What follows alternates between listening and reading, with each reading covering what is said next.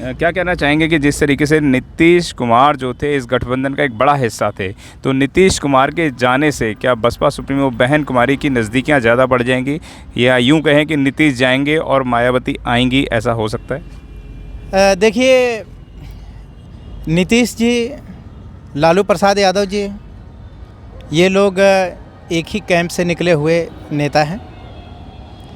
और मज़े की बात है कि एक नेता बीजेपी का घोर विरोध करता है, दूसरा नेता बीजेपी का सहयोग करता है। अब समझने की बात है, इनके गुरु एक हैं, इनकी विचारधारा एक है, तो एक विरोधी कैसे जी। और एक समर्थक कैसे, ये सोचने की बात है।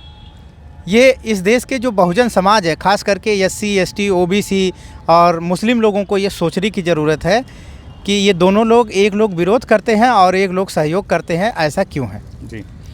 तो और दोनों लोगों को, चाहे वो विरोध करें चाहे सहयोग करें जी। उसमें जो मुस्लिम समाज है, जो दलित समाज है, जो पिछड़ा समाज है, इनको भरपूर जो है अपना सहयोग देता है वोट के माध्यम से जी। तो अब ये बात हमें समझने की है कि भाई ये नीतीश कुमार जी आखिर या लालू प्रसाद यादव जी, ये लोग काम किसके लिए करते हैं? आज ये लोग सामाजिक न्याय का नारा देते हैं, लेकिन अगर ये लोग सामाजिक न्याय का नारा देते हैं और इतनी लंबी समय तक इनकी सरकार रही जी। तो क्या जिस तरह से बहन जी की एक छोटे अवधि के लिए सरकार रही, उन्होंने जितना कुछ काम किया बहुजनों का जो आत्मसम्मान जगाने के लिए, जिस तरह से उन्होंने इतिहास का निर्माण किया, जिस तरह से उन्होंने शिक्षा व्यवस्था में बदलाव किया, जिस तरह से उन्होंने नौकरियां दी, क्या इन लोगों ने दिया है? तो ये किस बात का सामाजिक न्याय करते हैं, ये लोगों को सोचना है।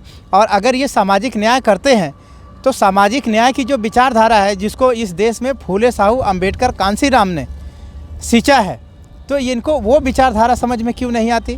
ये मनुवादियों की विचारधारा के माध्यम से कैसे जो है इस देश में सामाजिक न्याय करेंगे? ये इस देश के बहुजन समाज को सोचने की ज़रूरत है। कुल मिला के एक शब्द में अगर कहा जाए तो चाहे वो लालू प्रसाद यादव हों, वो भी अपनी जातीय राजनीति से बाहर नहीं है, चाहे नीतीश कुमार हैं, वो जिस विचारधारा की बात करते हैं वो विचारधारा मूल रूप से जो है जातिवाद को मजबूत करती है या ब्राह्मणवाद की एक शाखा है जी। तो ये दोनों लोग कैसे सामाजिक न्याय कर सकते हैं? तो इसलिए इस देश में अगर कोई नैसर्गिक विकल्प है ब्राह्मणवाद के खिलाफ, कांग्रेस, बीजेपी और समाजवादी के खिलाफ, तो वो केवल और केवल बहुजन समाज पार्टी है। क्यों? क्योंकि बहुजन समाज पार्टी कभी भी अपने महापुरुषों के विचारों से समझौता नहीं करती है तो ये लोगों को सोचने की बात है कि अगर इस देश में आप ब्राह्मणवाद को धूल चटाना चाहते हैं, एक छोटे से छोटे मनुवादी जो ताकतें हैं उसको कमज़ोर करना चाहते हैं, तो उसका एकमात्र विकल्प है बहुजन समाज पार्टी। जी। कहते हैं रात को सोते हैं और सुबह राजनीति में क्या हो जाए इसका पता भी नहीं चलता है। जिस तरीके से गठबंधन को लोग मजबूत देख रहे थे, लेकिन वो गठबंधन अब मजबूत नहीं नज़र आ रहा है, एक एक करके अंदर उसमें से निकलते हुए लोग नज़र आ रहे हैं। तो लोग किस पे विश्वास करें, कैसे विश्वास करें? और जिस तरीके से नीतीश कुमार की हम लोग बात कर रहे हैं, नीतीश कुमार बार बार सत्ता के परिवर्तन, जबकि उन्होंने खुद स्टेटमेंट दिया था कि अब मुझे मुख्यमंत्री नहीं बनना है, मैंने बहुत काम कर लिया, अब मुझे ज़रूरत नहीं। तो आप किस नज़र से देखते हैं इस सारे सिनेरियो को, क्या कहना चाहेंगे? जी देखिए, जो गठबंधन की बात है तो गठबंधन के बारे में पहले ही बहुजन समाज पार्टी की अध्यक्षा माननीय बहन जी ने बता दिया था कि दिल मिले न मिले हाथ मिलाते रहिए जी। और ये जितने समाजवादी लोग हैं, आपको पता है कि इनकी जो उत्पत्ति है जी, वो जेपी आंदोलन से होती है जी। और सारे समाजवादी अपना अपना दल बना के जी। और सत्ता के लिए संघर्ष कर रहे हैं। जी। तो जब अपनी विचारधारा, जो इनकी विचारधारा है, जब ये उस पर अमल नहीं कर सकते, उस पर इनका एतबार नहीं है, तो ये किसी भी अलायंस में कैसे इकट्ठे रह सकते हैं, ये सोचने की बात है। ये अलग बात है कि इस देश में ऐसी परिस्थिति पैदा हो गई है माननीय नरेंद्र मोदी जी के नेतृत्व में, जो हिंदुत्ववादी जो ताकत है वो इतनी मजबूत हो चुकी है कि ये लोग उस ताकत का मुकाबला नहीं कर सकते। इसलिए ये लोग जनता के बीच में ये मैसेज देने की कोशिश कर रहे थे कि ये लोग एकजुट हैं। हालांकि ये लोग मूल रूप से एकजुट नहीं है, जिसको माननीय बहन जी ने बहुत पहले ही भांप लिया था और उसको मीडिया के माध्यम से देश की जनता को बता दिया था कि इनका जो दिल नहीं मिल रहा है, ये आपको जो दिख रहा है ये केवल हाथ मिल रहा है। जी। और आप देख रहे हैं कि 25 तारीख को आदरणीय ममता बनर्जी जी इस गठबंधन से बाहर निकल गई। उसी दिन केजरीवाल जी के जो चीफ मिनिस्टर हैं पंजाब के, वो भी बाहर निकल गए। और रही कई कसर जो इस गठबंधन के क्या बनाने वाले माने जाते थे, नीतीश कुमार जी, अब उनके बारे में भी आप देख रहे हैं कि कल से जो है ये खबर चर्चा में आम हो गई है कि नीतीश कुमार जी आरजेडी की सरकार या जो सरकार बिहार में चल रही है उसको छोड़ने वाले हैं। और केंद्र की जो सरकार है माननीय अमित शाह जी के नेतृत्व में अपने विधायकों की बैठक कर रही है और चर्चा कर रही है कि भाई इनके साथ गठबंधन में आना चाहिए या नहीं आना चाहिए। सारे दल अपने विधायकों की बैठक कर रहे हैं। तो कुल मिला के ये कहा जा सकता है कि ये जो समाजवादी लोग हैं, ये नाम के समाजवादी हैं, इनकी विचारधारा स्वयंवादी की है। स्वयंवादी का मतलब है कि ये केवल अपने वर्चस्व को स्थापित करना चाहते हैं सत्ता के माध्यम से, और इनका जब तक वर्चस्व स्थापित होता है तब तक ये उसके साथ रहते हैं। और जब इनका वर्चस्व कमज़ोर होने लगता है तो ये दूसरा विकल्प तलाशने लगते हैं, जिसकी जो एक आपको एक मुजाहिरा आपको देखने को मिल रहा है। जी। समाजवादी लोग हमेशा बहुजनों के हित की बात करते हैं, दलितों के हित की बात करते हैं, लेकिन जब जब चुनाव आते हैं कुछ ना कुछ इस तरीके का सत्ता परिवर्तन होते हैं कि जितने भी लोगों ने वोट दिया होता है तो वह अपने आप को ठगा सा महसूस करते हैं। क्या कहना चाहेंगे, और किस तरीके से बहुजन समाज के लोग अपना नेतृत्व करें, किस तरीके से अपना मुख्यमंत्री और प्रधानमंत्री चुनें, वह हमारे दर्शकों को बताएँ। जी देखिए, जो समाजवादी लोग हैं उनकी मजबूरी है कि वो बहुजन समाज के हितों की बात करें। क्योंकि इस देश का जो जनमानस है वो जातियों का जो दुष्प्रभाव है उससे ज़्यादा ग्रसित है। और समाजवादी लोगों का जो कार्यक्रम है वो जातियों को मजबूत करने का या जातियों को ख़त्म करने का, जातियों को यूनाइट करने का नहीं है। वो अपनी गीत गाने का है। तो समाजवादी जो विचारधारा है मूल रूप से अगर देखेंगे तो इस देश के लिए ये कुछ लोगों को तो फ़ायदा पहुंचा सकती है, लेकिन समाज को फ़ायदा नहीं पहुंचा सकती है। समाज अगर बहुजन समाज आज जिस हालत में आपको दिखता है, बहुजन समाज में जो ताकत आपको दिखती है, ये ताकत सिर्फ़ और सिर्फ फूले साहू, बाबा साहब अम्बेडकर, मान्यवर कांसीराम और बहन कुमारी मायावती जी के संघर्षों के कारण पैदा हुई है। तो इसलिए जो बहुजन समाज है उसका जो, अगर वो इस देश में मजबूत होना चाहता है, अगर वो इस देश में अपना हक हकूक़ लेना चाहता है, अगर वो इस देश में अपनी बात को आगे बढ़ाना चाहता है, तो इन महापुरुषों के संघर्ष, इन महापुरुषों के विचारों पे ही उसको चलना पड़ेगा। और बाकी जितनी भी विचारधाराएँ हैं वो कहीं ना कहीं ब्राह्मणवाद से ग्रसित हैं। और ब्राह्मणवाद से ग्रसित, चाहे वो समाजवाद के नाम पे हो, चाहे वो मार्क्सवाद के नाम पे हो, चाहे वो कांग्रेस के नाम पे हो, चाहे वो संघ के नाम पे हो, ये सारी विचारधाराएं जातिवाद को मजबूत करने वाली विचारधारा है। तो इस विचारधाराओं को मजबूत करने से इस बहुजन समाज का कभी भी भला नहीं हो सकता। तो अगर बहुजन समाज अपना हक हकूक़ चाहता है, अपना मान सम्मान चाहता है, तो उसको फूले साहू अम्बेडकर के विचारों पे चल के ही बहुजन समाज पार्टी के नेतृत्व में आके ही वो इस देश में, चाहे वो नरेंद्र मोदी की सत्ता हो, चाहे कांग्रेसियों को सत्ता हो, उसको चैलेंज कर सकता है और उनको सत्ता से बेदखल कर सकता है। जो दूसरी बात है कि ये जितने भी लोग हैं वो वोट तो लेते हैं बहुजन समाज का, तो इस देश में जो लोकतंत्र है वो लोकतंत्र ने इन लोगों को मजबूर कर दिया है कि ये बहुजन की बात करें। और आज खास करके बहुजन समाज पार्टी के नेतृत्व में जो बहुजन आंदोलन चला है, तो आप देखते होंगे कि एक रिक्शे वाला भी अपने समाज के व्यक्ति को वो प्राइम मिनिस्टर और चीफ मिनिस्टर देखने की कोशिश करता है। उसके मन में ये आकांक्षा रहती है कि अगर कोई चीफ मिनिस्टर बने या इस देश का प्राइम मिनिस्टर बने तो वो ऐसे समुदाय से बने जो जिस समुदाय से वो संबंध रखता है।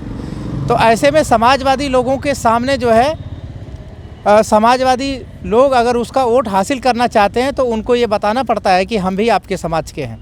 विचारधारा वो बाद में देखता है, पहले वो व्यक्ति को देखता है। तो ये उसको गुमराह करने के लिए समाजवादी लोग ये कार्यक्रम चलाते हैं कि वो इसलिए वो बहुजन का नाम दे रहे हैं। अदरवाइज जो समाजवाद की विचारधारा है ये बनियों की विचारधारा है। जी बनिए लोगों ने इस विचारधारा को मजबूत किया है। जी जो आप जानते हैं आरएसएस की विचारधारा उसको ब्राह्मण लोगों ने मजबूत किया है। जी कांग्रेस की विचारधारा उसको ब्राह्मण लोगों ने मजबूत किया है। कम्युनिस्टों की विचारधारा वो ब्राह्मण लोगों ने मजबूत किया है। ये जो समाजवाद की विचारधारा है इसको बनिया और कायस्थ लोगों ने मजबूत किया है। तो अगर आप इस तरह से देखेंगे तो ये जो ब्राह्मण मतलब बनियों की विचारधारा है समाजवाद, और इस देश में जो ब्राह्मणवाद है वो ब्राह्मण बनियों का जुगलबंदी है। जी तो ब्राह्मण बनियों की अगर विचारधारा के रूप में जुगलबंदी होगी तो उससे कभी भी बहुजन समाज का हित नहीं हो सकता है। बहुजन समाज हमेशा चला जाएगा। जी और उसका आप 1977 में एग्जाम्पल देख चुके हैं जी कि कैसे बिहार के नायक जगजीवन राम जी के नेतृत्व में जो लोकसभा का चुनाव लड़ा गया, जी लेकिन प्रधानमंत्री जो है वो जगजीवन राम जी को न बना के उनके स्थान पे दूसरे को बनाया गया। वो क्यों बनाया गया? क्योंकि वो जो विचारधारा थी वो ब्राह्मण बनियों की विचारधारा थी, वो मनुवादी विचारधारा थी। उसमें कायस्थ के नेतृत्व में जो विचारधारा थी समाजवाद, वो भी विचारधारा शामिल थी। जो कांग्रेस के रूप में विचारधारा शामिल थी, जिसको बनिया ब्राह्मण चलाता है, वो दोनों विचारधाराएं शामिल थी। और दोनों विचारधाराओं ने जगजीवन राम जी का इस्तेमाल तो किया, उनके नेम फेम का इस्तेमाल तो किया, सरकार तो ले आए, लेकिन उनको प्रधानमंत्री बनने से रोक दिया। वो इसलिए रोका क्योंकि वो मूल रूप से वो विचारधाराएं समाजवाद हो, चाहे कांग्रेसवाद हो, चाहे भारतीय जनता पार्टी का संघवाद हो, ये सारी विचारधाराएं मुख्य रूप से इनका काम है कि जो बहुजन समाज के लोग हैं उनको इस देश की शासन सत्ता लेने से रोकना, उनको हुक्मरान बनने से रोकना है। जी जी क्या लगता है नीतीश के इस तरीके से परिवर्तन जो करने से कितना फ़र्क पड़ेगा गठबंधन पे, और बसपा सुप्रीमो बहन कुमारी मायावती की क्या वापसी हो पाएगी? उनको कोई फ़ायदा रहेगा या नुकसान रहेगा इस तरीके के गठबंधन? क्योंकि बिहार की राजनीति भी उत्तर प्रदेश पे काफ़ी छवि छोड़ती है, समाजवादियों की राजनीति भी बहुत ज़्यादा छवि छोड़ती है। क्या कहना चाहेंगे? देखिए, जो बिहार या उत्तर प्रदेश का मामला है और जो खास करके विचारधारा का मामला है, तो उसमें जो उत्तर प्रदेश में जो इंटरमीडिएटरी जातियां हैं, जो ओबीसी की जातियां हैं, जो जिनके पास ज़मीनें हैं, जैसे जाट हैं, गुजर हैं, अहीर हैं, इनके पास ज़मीनें हैं, तो ये विचारधारा के आधार पे किसी भी पार्टी के साथ नहीं जुड़ते हैं जी। ये व्यक्ति के आधार पे लोगों पार्टी के साथ जुड़ते हैं। जैसे समाजवादी पार्टी है, समाजवादी पार्टी अगर किसी मुस्लिम समुदाय के व्यक्ति को अपना इलेक्शन में कैंडिडेट बनाती है और उसी सीट पे अगर भारतीय जनता पार्टी किसी यादव समाज के व्यक्ति को कैंडिडेट बना दे, तो आप यादव समाज का जो रुझान देखेंगे वो भारतीय जनता पार्टी की तरफ हो जाता है। और वो समाजवादी पार्टी का जो बड़ा बेनिफिशरीज है, जिसको बहुत बड़ा समाजवादी पार्टी की सत्ता में रहने से लाभ मिलता है, वो समाजवादी पार्टी को छोड़ के वो भारतीय जनता पार्टी को के साथ चला जाता है। तो ये विचारधारा का इनका मामला नहीं है, इनका व्यक्तिगत हित का मामला है। ये सारे लोग जो है व्यक्तिगत हित को ज़्यादा महत्व देते हैं। विचारधारा को महत्व देने वाला अगर कोई इस देश में है तो वो बहुजन समाज पार्टी के लोग हैं जी। उनको इस बात से कोई फ़र्क नहीं पड़ता जी। कि वो उनके जो कैंडिडेट हैं वो हारेंगे या जीतेंगे जी। उनके कैंडिडेट सही हैं या गलत हैं जी। उनको अपने वोट की कीमत पता है, इसलिए वो अपनी पार्टी को वोट देते हैं ताकि वो लोगों को बता सकें कि वो संगठित हैं और संगठन में ताकत होती है, ये बात किसी से छिपी नहीं है। तो इस ताकत को हमेशा बहुजन समाज के लोग महसूस करते हैं, खास करके जो बहुजन समाज पार्टी के बैनर तले अपने आप को जो है जोड़ते हैं। और बाकी लोग अपने व्यक्तिगत हित, अगर वो व्यक्तिगत हित से बाहर निकले तो वो जाति के हित तक ही सीमित है। तो इसलिए ये समाजवादी विचारधारा का जो असर है वो चाहे उत्तर प्रदेश हो चाहे बिहार हो, ये इन लोगों का जातियों तक तो सीमित है लेकिन ये समाज तक सीमित नहीं है। तो ऐसे में इसका बहुत ज़्यादा प्रभाव जो है उत्तर प्रदेश में नहीं होगा। और जहाँ तक बहन कुमारी मायावती जी का सवाल है, तो बहन कुमारी मायावती जी ये एकमात्र ऐसी पार्टी है जो इस देश में आरएसएस को सत्ता से बेदखल कर सकती है। बहुत सारे लोगों को लगेगा कि ये बहन जी की बात कर रहे हैं इसलिए ऐसा बोल रहे हैं, लेकिन मैं आपको सच्चाई बता दूं कि इस देश में लोकतंत्र लागू है जी और लोकतंत्र का मतलब है कि इस देश में जो गरीब है, मजलूम है, उनको न्याय मिले। जी न्याय तभी मिलेगा जब वो न्याय देने लायक होंगे। जी न्याय देने लायक कैसे होंगे? जब वो एक विचारधारा के बैनर तले इकट्ठा हों, संगठित हों, जी जब उनका एक लीडर हो, जी जब उनका एक संगठन हो। आज बहुजन समाज पार्टी केवल इस देश में एक ऐसी एकमात्र पार्टी है जो किसी भी पूंजीपति से, किसी भी धन्ना सेठ से, किसी भी ऐसे व्यक्ति से चंदा नहीं लेती है जो उसको नीति बनाने में क्या है प्रभावित करे। जी और बहुजन समाज पार्टी जो चंदा लेती है वो गरीबों से लेती है, मजलूमों से लेती है। और इसीलिए आप देखते हैं कि जब भी बहुजन समाज पार्टी की बात होती है तो देश के सारे मनुवादी, चाहे वो समाजवादी के रूप में हो, चाहे भारतीय जनता पार्टी के रूप में हो, चाहे वो कांग्रेस के रूप में हो, चाहे कम्युनिस्ट के रूप में हो, वो सब एक सुर में बहुजन समाज पार्टी का विरोध करते हैं, क्योंकि ये जानते हैं कि बहुजन समाज पार्टी जब आएगी तो गरीब मजलूमों का अधिकार देगी और गरीब मजलूम जब अपने पैरों पे खड़ा होगा तो इन लोगों की नीति और नीयत दोनों को पहचान लेगा। और इन लोगों की नीति और नीयत को पहचानने के बाद इन लोगों की राजनीति जो है अंधेरे में चली जाएगी। इसलिए इस देश में केवल अगर विरोध होता है तो बहन कुमारी मायावती जी का और बहुजन समाज पार्टी का होता है। और जो मनुवादी मीडिया है, जातिवादी मीडिया है और इसके पत्रकार जो जातिवादी हैं, खासकर आप देखेंगे तो ये खास तबके से आके बैठे रहते हैं वो मीडिया डिबेटों में। वो सिर्फ एक काम करते हैं कि वो बहुजन समाज पार्टी और बहन कुमारी मायावती जी के ऊपर केवल बेबुनियाद इल्ज़ाम लगाते हैं ताकि बहुजन समाज को इकट्ठा न किया जा सके। और इसीलिए इसका नतीजा हुआ कि 2022 में आपने देखा कि उत्तर प्रदेश में मुस्लिम समुदाय बड़े पैमाने पे जो है समाजवादी के साथ गया, समाजवादी पार्टी के साथ गया बीजेपी को हटाने के लिए। लेकिन बीजेपी और मजबूती के साथ सत्ता में वापसी। क्या कहना चाहेंगे जिस तरीके से नीतीश कुमार जी का ये रुख परिवर्तन हुआ है, तो उससे क्या बहुजन समाज के लोग अवेयर हो जाएंगे और कहीं ना कहीं अपने वोट का जो बाबा साहब डॉक्टर BR अम्बेडकर ने वोट का अधिकार दिया था उसको सही जगह पर इस्तेमाल कर पाएंगे? क्या कहना चाहेंगे, किस नज़र से आप देखते हैं? देखिए, अभी बहुजन समाज के लोग इतना परिपक्व नहीं हैं कि वो मनुवाद के भिन्न भिन्न रूपों को क्या है पहचान पाएँ। बहुजन समाज के लोग चूँकि गरीबी की हालत में रहते हैं, वो गुर्बत की हालत में है, इसलिए बहुत भावनात्मक होते हैं। तो आप देखते हैं कि उनकी भावना को दोहन करने के लिए इस राजनीति में साम दाम दंड भेद छल कपट सब इस्तेमाल किया जाता है जी। और वो ये नहीं कि केवल बीजेपी इस्तेमाल करती है, कांग्रेस भी इस्तेमाल करती है इस हथकंडे का और समाजवादी भी इस्तेमाल करते हैं जी। और समाजवादी इन्हीं समाज के बीच में से, मुस्लिम समाज के बीच में से, दलित समाज के बीच में से ऐसे चमचे पैदा करेंगे कि जो इस देश का बहुजन समाज है वो भ्रमित हो जाता है जी।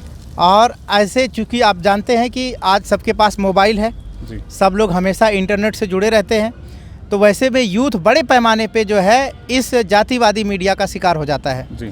तो ये यूथ के लिए बहुत ज़रूरी है कि वो सच्चाई को समझे, ये सारे जातिवादियों को जो है धूल चटाए और बहुजन समाज पार्टी की सरकार बनाए। बहन जी को जो है आदर्श नेता मान के वो अपना time talent treasure Bahujan Samaj party के माध्यम से लगाए, तभी इस समाज को मजबूत कर सकता है। आज हम आपके लिए लेकर आए हैं बहुजन समाज की एक ऐसी किताब, कहीं हम भूल ना जाएं, एक ऐसी ऐतिहासिक किताब है जिसके अंदर आपको ऑडियो वीडियो देखने को मिलना है। ये पहली बहुजन समाज की ऐतिहासिक किताब है जिसके अंदर आप वीडियो भी देख सकते हैं। अब किताब के अंदर कैसे वीडियो देख सकते हैं ये मैं आपको पहले दिखा दूं। आइए तो हम देखते हैं। सबसे पहले आपने करना ये काम है कि किसी भी पेज पर मोबाइल द्वारा आप गूगल पे जाएंगे और गूगल पे जाने के बाद आपको कैमरे का निशान नजर आता है। इस कैमरे पे आप क्लिक करेंगे तो ये QR कोड को स्कैन कर लेगा। स्कैन करने के बाद यहाँ पर आप देखेंगे ये लिंक आ गया। आप जैसे लिंक पर क्लिक करेंगे आपकी वीडियो चालू हो जाएगी,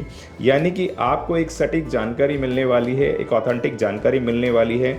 बहुजन समाज की पहली ऐतिहासिक किताब है जिसके अंदर आपको तमाम महापुरुषों की जानकारी मिलने वाली है। आप इस किताब में देख पाएंगे तथागत सम्यक बुद्ध जिनकी पूरी जीवनी आपको मिलने वाली है, महान सम्राट अशोक जिनका जीवनी आपको इसके अंदर पूरी मिलने वाली है, संत कबीर दास, संत शिरोमणि गुरु रविदास, सम्राट मीर भोज जिन्होंने इतिहास रचने का काम किया, गुरु घासीदास बाबा, वीरांगना झलकारी बाई, वीरांगना उदा देवी पासी, नागेली वीरांगना की कहानी, एकलव्य जिसका अंगूठा काट लिया था धोखे से, चोखा मेला हरिचंद ठाकुर, ज्ञानदीप छत्रपति शाहूजी महाराज, बिरसा मुंडा, ज्योतिबा फूले, माता सावित्रीबाई फूले, फातिमा शेख, ईवी रामास्वामी, स्वामी अच्युतानंद, बाबा साहब डॉक्टर BR अंबेडकर, जिनका मूल ग्रंथ आपको इसमें छोटी सी किताब में मिलने वाला है। आप ऑडियो भी देख सकते हैं, वीडियो भी देख सकते हैं। माता रमाबाई, मोतिया रावण कंगाली, सरदार उधम सिंह, ललई सिंह यादव, दशरथ मांझी, शिव दयाल सिंह चौरसिया, कपूरी ठाकुर, भवरी देवी, मान्यवर काशीराम साहब, जिन्होंने इतिहास को दोबारा दोहराने का काम किया था, वीरांगना फूलन देवी, बहन कुमारी मायावती, संकल्प भूमि और पूना पैक्ट, बहुजन समाज का एक मूल ग्रंथ यह आपके पास आ गया है और आप इसको बिल्कुल भी देरी ना करें। तो साथियों, अगर आप ये किताब मंगाना चाहते हैं तो डिस्क्रिप्शन बॉक्स में जो आप नंबर देख रहे हैं, इस नंबर पर आप हमें अपना ऑर्डर बुक करा सकते हैं। कितनी किताब आपको चाहिए